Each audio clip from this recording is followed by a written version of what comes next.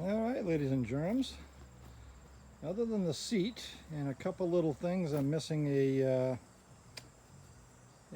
couple bolts and stuff like that were missing on the bike when I got it. But she's a silly seat, unfortunately. I'm having a hard time sourcing one. I might end up having to sell it like that. But it's a damn shame that, of course, I got those couple little dents there and some pitting here and there on this side. But overall, it really came out quite nice. It rides nice. It vibrates a lot more than I expected it to. I mean, it's a V-twin, but I'm going to try looking into the specs on timing and see if the timing's slightly off. Maybe it's firing not when it actually should. But let me come over here with a cauliflower ear.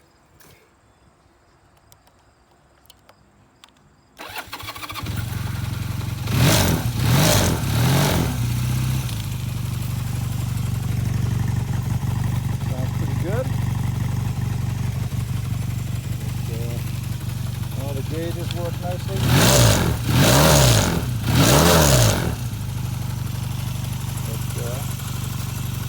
Shut it down. But yeah, overall I think it came out pretty nice. Like I say, that silly seat on there, but I might end up having to sell it just the way it is, because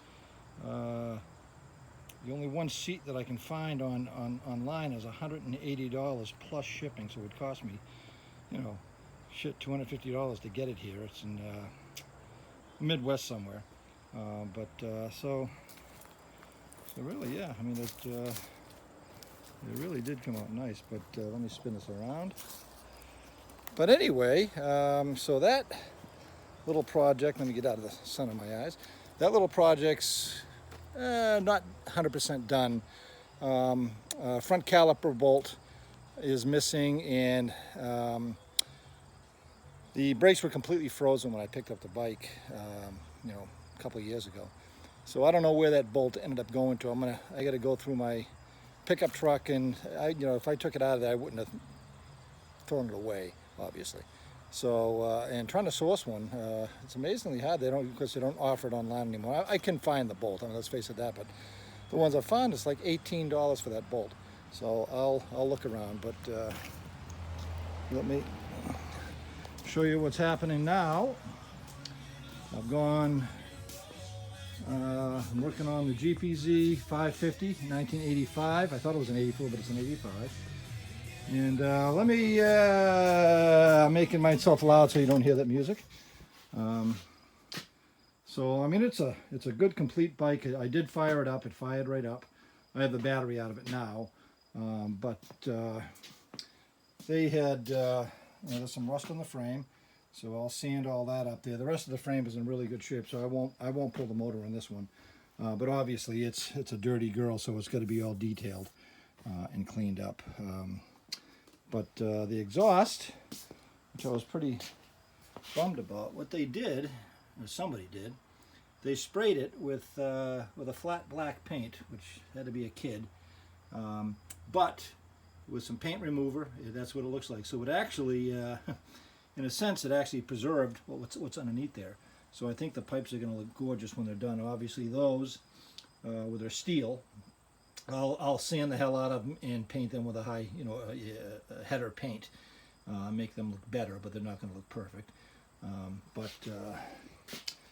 Little bits like this. Obviously, that's going to be all sandblasted and repainted. The powder coating's coming off, and so we'll get that done.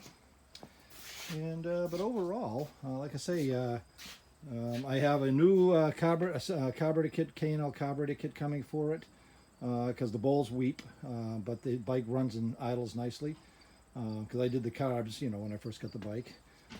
I also have fork seals. As you can see, they're this one here is leaking pretty bad, and I got to source a new set of mirrors. And so let me put this in. I got to shake the camera around because I haven't yet, and I know that's what you guys expected of me. So let me get my snappy chair. so I can babble, because you know that you expect that out of me. I don't just show you what I'm doing. I have to tell a story about life. Oh no.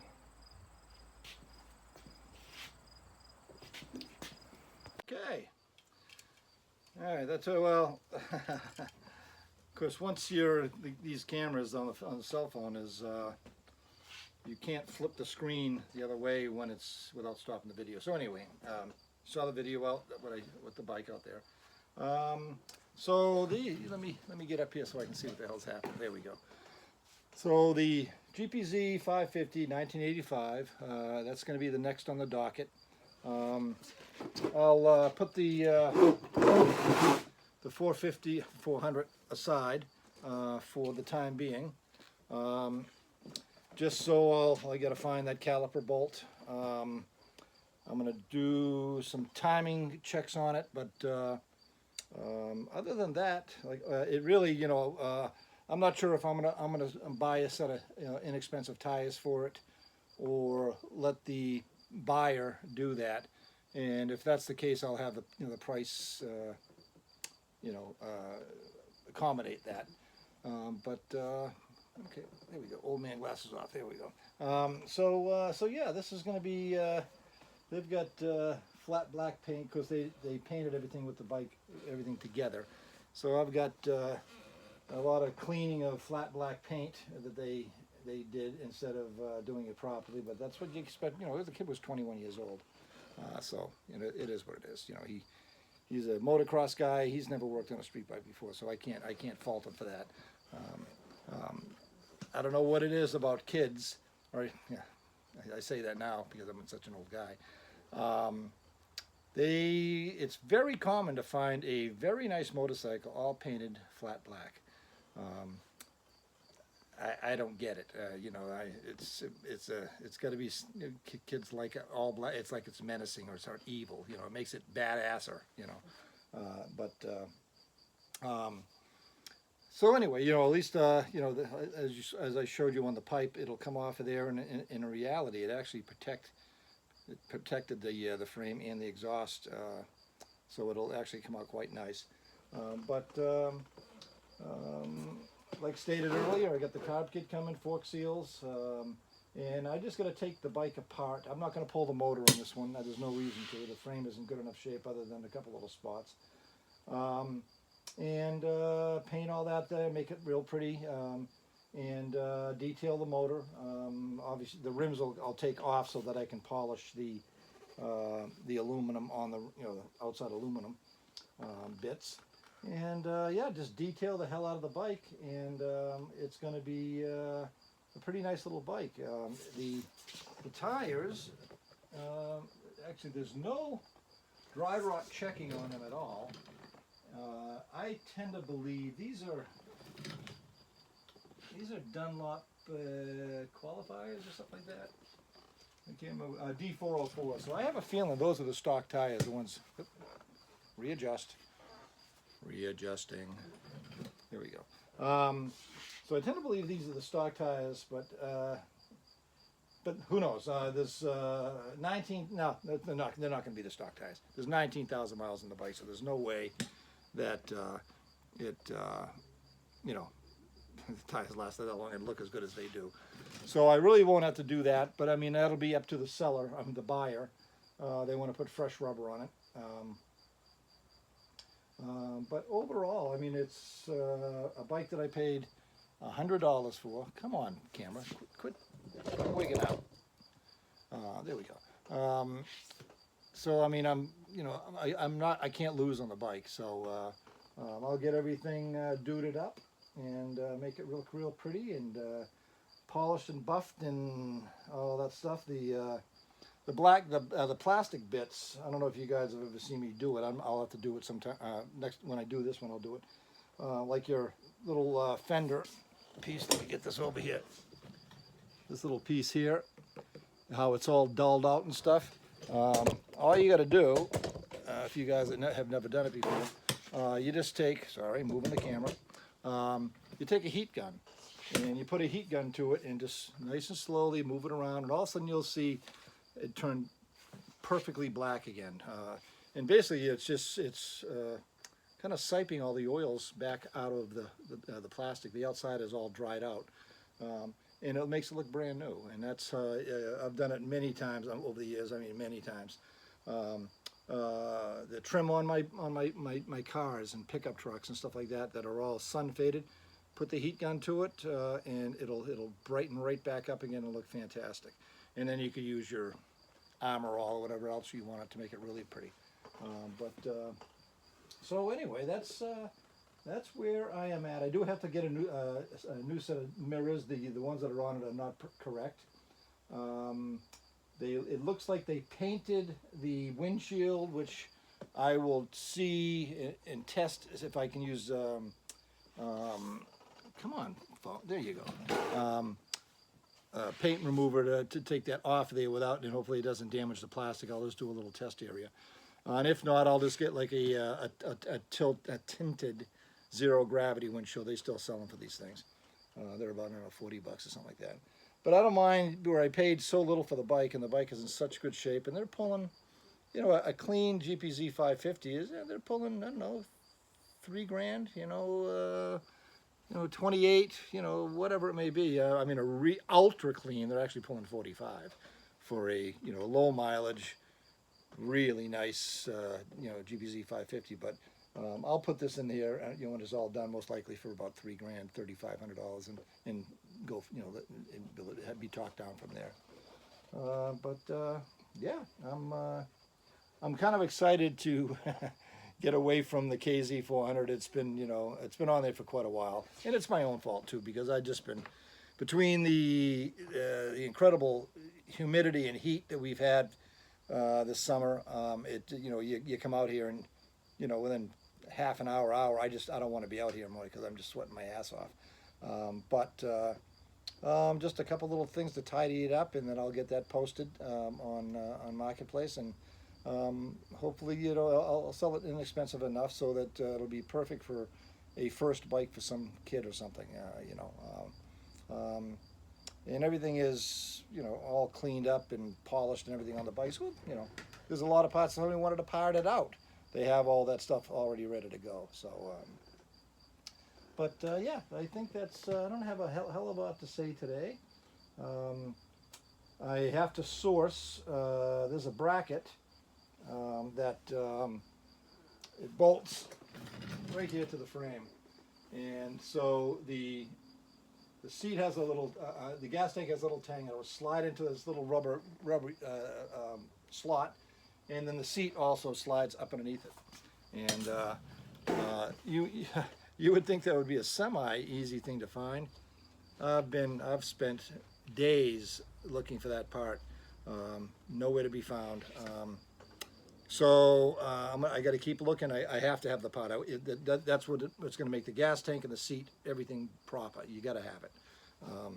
So I have a call into a scrap yard. I think it's in Hooksett, New Hampshire. He said he has some old GPZs out there, so I'm going to take a ride over there tomorrow, and I'll look myself, which he said is okay, because they're not going to spend any time. They're just going to, I don't have it, and that's it. So hopefully they have it, and that's a biggie trying to find. That's really the mirrors and just the normal fork seals and that kind of stuff are the only things I really need for this bike. It's in really good nick. So that is it. Yep. That's so I have nothing else to say for you. Usually I babble so much that I'm sure you get sick of hearing me talk. I think it's 3:15. It's a gorgeous day out there. Sunny and low humidity, actually no humidity. I'm going to go take a ride. I went for a ride last night, and I probably left here about, 5:30 or so, like that. And I got down the road, and I had my vented jacket on, and I turned around and had to get my regular jacket on because it was freaking cold. And I don't know, I probably did maybe, 50 or 60 miles. And even with my regular jacket on, in the low areas, the dips and stuff like that, that was chilly, you know, so it's you're talking the end of August, man, September, October, man. It's upon us. So that is my story. I will leave it at that. And